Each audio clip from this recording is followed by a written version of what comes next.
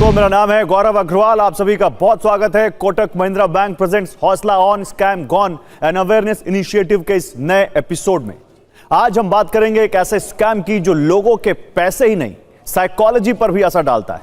आज हम अपने एक्सपर्ट से जानेंगे कि डिजिटल अरेस्ट क्या होता है, कैसे किया जाता है ये फ्रॉड, और आप सब इस फ्रॉड से कैसे बच सकते हैं।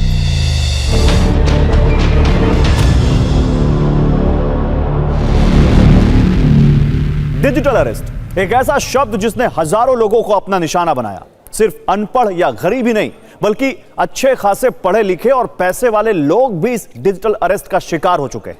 डिजिटल अरेस्ट इतनी बड़ी समस्या है कि केंद्र सरकार और सुप्रीम कोर्ट भी इस पर चिंता जता चुके हैं। आप हवाला के थ्रू आपके द्वारा बहुत सारा आपकी आईडी को यूज कर पैसा बाहर जा रहा है। मतलब फिर मैंने बहुत इंसिस्ट किया कि भाई मैंने तो ऐसा कभी कुछ नहीं किया।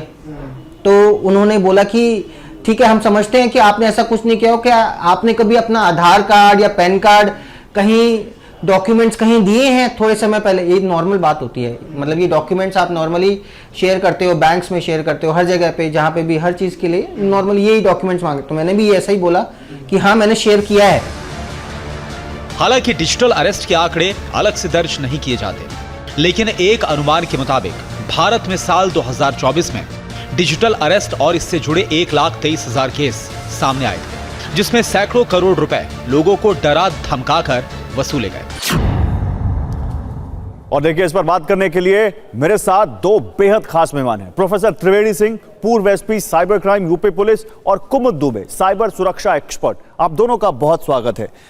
प्रोफेसर साहब, सबसे पहले, क्योंकि आप कानून को भी आप रहे हैं, आपने सर्विस की, आप समझते हैं डिजिटल अरेस्ट जो बहुत तेजी से फैल रहा है, इसके बारे में बताइए। क्या कानून में कोई ऐसा कॉन्सेप्ट है डिजिटल अरेस्ट जैसा कि किसी को डिजिटल अरेस्ट किया जा सकता है? देखिए, मैं आपको बता दूं कि भारत के कानून में तो ऐसा कोई प्राविधान नहीं है, लेकिन दुनिया के किसी कानून में इस तरह का प्राविधान नहीं है कि आपको कैमरे पे अरेस्ट किया जाएगा पूरी दुनिया में। तो अगर कोई कहता है कि हम आपको कैमरे पे अरेस्ट करने जा रहे हैं, आप डिजिटली अरेस्ट किए जा रहे हैं, तो आप समझ लीजिए कि निश्चित रूप से कोई ना कोई साइबर अपराधी है। ये पुलिस का अफसर, ईडी का, सीबीआई का, ये कतई नहीं है। ये 100% साइबर अपराधी है जो डिजिटल अरेस्ट की बात कर रहा है। नहीं तो फिर कुमुद जी, कोई ऐसा कुछ है, जैसा कह रहे हैं कि कोई कॉन्सेप्ट नहीं है, तो फिर जब लोगों को डिजिटल अरेस्ट किया जाता है तो कहा जाता है कि हम आपको इंट्रोगेट करेंगे, तो क्या वीडियो कॉल पर इंट्रोगेशन हो सकती है अगर अरेस्ट नहीं हो सकता? तो मैं आपको बताती हूँ ये स्टेप बाय स्टेप होता कैसे है। आपको एक कॉल आता है, आपको बोला जाता है कि पीछे, और बकायदा उस कॉल के बाद आपको ऐसा बोला जाता है कि आपका ये आधार नंबर है, ये आप यहाँ रहते हैं, ये आपके साथ आपने एक पैकेट यहाँ से वहाँ कहीं भेजा था, उस पैकेट में कुछ ड्रग्स पाए गए हैं या कस्टम्स में वो पकड़ा गया है, इस वजह से आपके ऊपर कानूनी कार्यवाही, या आपका नाम मनी लॉन्ड्रिंग में आ गया है, आप कुछ भी इस तरह का कोई भी प्रलोभन, कोई भी ऐसी कोई फेक चीज आपको बोली जाएगी जो ऑलरेडी हो चुकी है, और आपने बकायदा वो पैकेट भेजा भी होगा मुंबई में कहीं और, बट आपका ये नाम, आपका ये आधार कार्ड, आपका ये इंफॉर्मेशन हमारे पास है, और अब आपके ऊपर कानूनी कार्यवाही करी जाएगी। आपके घर 2 मिनट में, 10 मिनट में सीबीआई पहुंचने वाली है, पुलिस पहुंचने वाली है, आपको अरेस्ट करने वाली है। अब आपके पास 2 ऑप्शंस हैं, या तो आप डिजिटली अरेस्ट हो जाइए, या 10 मिनट में आपको पुलिस जो है लेकर चली जाएगी और फिर आप पर बकायदा कानूनी कार्यवाही होगी। वहीं से आपका, पहले तो उसने ट्रस्ट जीता, आपको आप ही के बारे में कुछ इन्फॉर्मेशन बताई।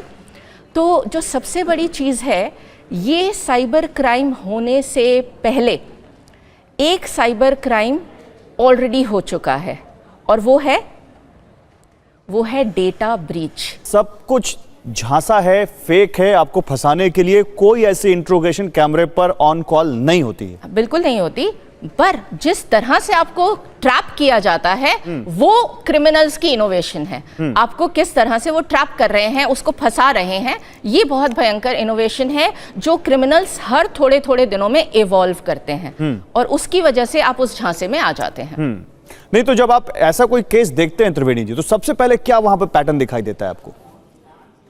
देखिए, मैं आपको बताऊं कि ज़्यादातर केसेस जो मैंने देखे हैं वो सोशल मीडिया पे जाकर के वो आपकी प्रोफाइल को मॉनिटर करते रहते हैं। वो देखते रहते हैं कि आपने लिखा हम रिटायर्ड बैंकर हैं, आपने लिखा कि हम सीनियर सुपरिटेंडिंग इंजीनियर हैं पीडब्ल्यूडी से, या सीनियर ब्यूरोक्रेट्स हैं, आईएएस हैं, आईपीएस हैं। वो समझ जाते हैं कि इनकी पेइंग कैपेसिटी है और फिर यहीं से खेल शुरू होता है। क्योंकि चूंकि प्रोफाइल में सारा इन्फॉर्मेशन है।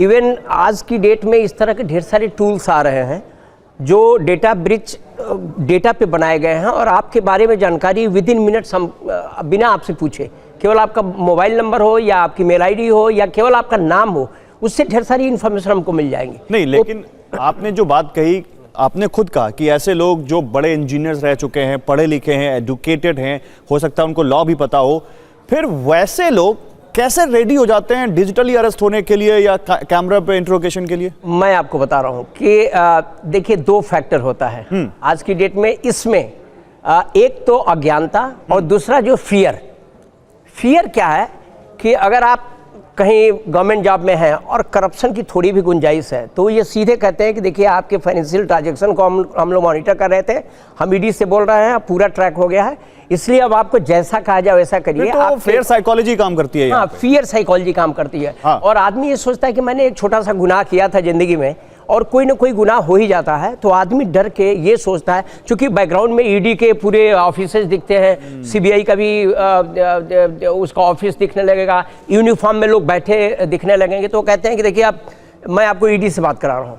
नहीं तो क्या आपको लगता है कि ईडी ही वो एजेंसी है जिसको सबसे ज्यादा यूज किया जाता है? कौन सी एजेंसी आपको लगती है जो सबसे ज्यादा इस्तेमाल देखिए डिजिटल अरेस्ट में सबसे ज्यादा वो यूज करते हैं ईडी को और सीबीआई को। ओके। और लोकल पुलिस के अफसर भी पुलिस यूनिफॉर्म में रहते हैं, वो कहते हैं कि हम आ रहे हैं आपके यहाँ अरेस्ट करने के लिए, तो चूंकि यूनिफॉर्म में देख करके वो डर जाते हैं और सीबीआई और ईडी के नाम पे सबसे ज्यादा ब्लैकमेलिंग होती है। ये बड़ा आपको ध्यान से सुनना है कि ईडी, सीबीआई या कोई पुलिस अधिकारी बनकर आपको कॉल कर रहा है तो कॉल पे बिल्कुल उससे एंटरटेन मत करिए, बोलिए ठीक है आप जहां चाहते हैं हम अपने वकील के साथ आते हैं, जो भी आप कर सकते हैं हमारे एक्सपर्ट बताएंगे। कुमुद जी, लेकिन इसमें एक चीज बहुत अच्छी निकल कर आई है। अच्छी क्या मतलब, एक बहुत बड़ी बात निकल कर आई है कि वो आपके बारे में रेकी तो करते ही हैं लेकिन आप पे आपकी साइकोलॉजी से भी खेलते हैं। वो फियर फियास्को जो उसको कहते हैं, जिसमें वो डरा देते हैं आपको कि तुम इस उम्र में, जब तुम 60-70 साल में अपने पोती नातों के साथ खेलने का सपना देख रहे हो, तुम्हें जेल में काटनी पड़ेगी अपनी बाकी की जिंदगी। क्या ये प्रेशर काम करता है इसके पीछे? बिल्कुल। और सिर्फ सीनियर सिटीजन्स नहीं, मैं आपको एक रियल केस बता रही हूँ। हमारी सोसाइटी में एक 35 साल का इंडिविजुअल, उसको फंसाया जाता है, बकायदा उसको एक सुप्रीम कोर्ट ऑफ इंडिया की वेबसाइट दिखाई जाती है जहां पर उसे कहा जाता है अपने आधार नंबर डालिए। वो आधार नंबर डाल के जब आगे बढ़ते हैं वहां पर बकायदा उनके नाम की एक एफआईआर होती है। और फिर वो एफआईआर देखकर वो मतलब कोई भी आम इंसान जिसने बेचारे ने अपना रोजी रोटी 9 से 5 की नौकरी में वो जी रहा है, उसको अगर ऐसी एफआईआर दिखेगी, और हमने एक टूल के थ्रू ये पता लगाया कि वो सुप्रीम कोर्ट ऑफ इंडिया की वेबसाइट एब्सोल्युटली वो 45 दिन पहले उन्होंने बनाई, और मतलब जहां से वो हमें समझ में आया कि ये हो क्या रहा है। ये कुछ इनिशियल डेज में इस तरह से वो आपको ट्रैप करते हैं, वही तो। और फिर आपको वीडियो कॉल पे लेकर, पीछे इधर अंबेडकर जी की फोटो है, इधर गांधी जी की फोटो है, 2 पुलिस वाले यहाँ बैठे हैं, आपका साइकोलॉजी को पूरा ध्वस्त कर देते हैं। वो एकदम आपका इस तरह से माइंडसेट हिला देते हैं कि आपको उनके ऊपर विश्वास करने के अलावा और कोई चारा ही नहीं समझ में आता। सर ये लोग कौन होते हैं, इनकी ट्रेनिंग कहाँ होती है, और ये मतलब लोकली होते हैं किसी इंटरनेशनल गैंग से जुड़े होते हैं, कौन होते हैं लोग? देखिए मैं आपको बता रहा हूँ कि जैसा ये बता रही हैं, मैंने खुद बतौर एसपी साइबर क्राइम रहते मैंने देखा है कि पुलिस के डीजी रैंक के अधिकारी शिकार हुए हैं, हाई कोर्ट के जजेस शिकार हुए हैं, और पता नहीं कितने आईएएस और कितने इस तरह के। सर अब हाई कोर्ट के जज को ये नहीं पता कि इस देश में डिजिटल अरेस्ट जैसा कॉन्सेप्ट नहीं है, फिर तो बड़ी चौंकने वाली बात है। बिल्कुल। और देखिए इन्हीं सब चीज़ों की गंभीरता को देखते हुए सुप्रीम कोर्ट ने अलग से डायरेक्शन दिया, सेंट्रल गवर्नमेंट से और स्टेट गवर्नमेंट से पूछा कि आपकी क्या पॉलिसी है, आप कैसे इसको रोकेंगे, आप आकर के बताइए इस तरह के। तो जो आपने पूछा कि किस तरह के लोग होते हैं जो गुमराह कर लेते हैं, तो जो हम लोगों ने ऑपरेशन के दौरान जो गिरफ्तारियां की उससे पता चला कि 12वीं और 13वीं बीए पास करने वाले लड़के जो हैं, वो जो थोड़ा सा स्मार्ट होते हैं, टेक्नो सेवी होते हैं, वो ये ऑपरेशन चलाते हैं। तो करीब 20% ऑपरेशन तो इंडिया के अंदर से चलता है, जैसे नूह और ये भरतपुर और ये वाला एरिया पहले जामतारा से भी चलता था, लेकिन अब 80% पूरा ये ऑर्गेनाइज रैकेट काम करता है, जो आपके थाईलैंड, म्यांमार, लाओस और ये बर्मा के बॉर्डर पे जो एक ट्रायंगल एरिया बना हुआ है, वहाँ बड़े बड़े कॉल सेंटर बनाए गए हैं और उस कॉल सेंटर में ईडी के दफ्तर, सीबीआई के दफ्तर, पुलिस का कंप्लीट सेटअप, और उनको बाकायदे जो स्क्रिप्ट लिखी जाती है वो स्क्रिप्ट रटते हैं और रट करके वही चीज़ उनको बोलना होता है। बाकायदे उनकी एक टीम बनी हुई है रिसर्च की कि जो प्रोफाइल पे रिसर्च करती है और प्रोफाइल की रिसर्च करने के बाद आप दे देती है, आपको पास ऑन कर देती है कि अब आप इसको अब शिकार बनाइए। ट्रेल को पकड़ना शुरू के शुरुआती दिनों में तो फिर भी पॉसिबल है, बट उस धीरे धीरे जैसे जैसे आपका टाइम समय, और होता क्या है, डिजिटल अरेस्ट सिर्फ एक दिन की कहानी नहीं है। मैं ऐसे केसेस जानती हूँ जहाँ पर 35 दिन 40 दिन लोग डिजिटली अरेस्टेड रहे हैं, उन्होंने किसी और अपने रिलेटिव से बात नहीं की है उन दिनों में। नहीं, मैंने तो एक केस कवर किया था मैम, फरीदाबाद की एक लड़की, उसको कनाडा पढ़ने जाना था, उससे पहले उन्होंने उसको 15 दिन डिजिटल अरेस्ट किया। तो मैं बताता रही हूँ, अब 15 दिनों में तो और वो पैसा लैपटॉप पे लगी कहाँ रहती थी। उसकी मम्मी को शक हुआ कि क्यों दिन लैपटॉप कर रही है। उसकी मम्मी ने उसको बुलाया, बहुत ज्यादा पूछा, तब जाके उसने बताया कि उसने बोला है तुम्हारे मम्मी पापा को हम छोड़ेंगे नहीं तुमने अगर ऐसा नहीं किया है। और एक केस मैं आपको बताती हूँ बहुत इंटरेस्टिंग। ग्रेटर नोएडा में एक हमारे मित्र हैं, उनके फादर मदर के साथ ऐसा हुआ। उस केस में ये लोग क्या करते थे, क्योंकि उन्हें पता है कि इनका एक बेटा है जिससे हमेशा मतलब फादर मदर जो है वो बात करते हैं।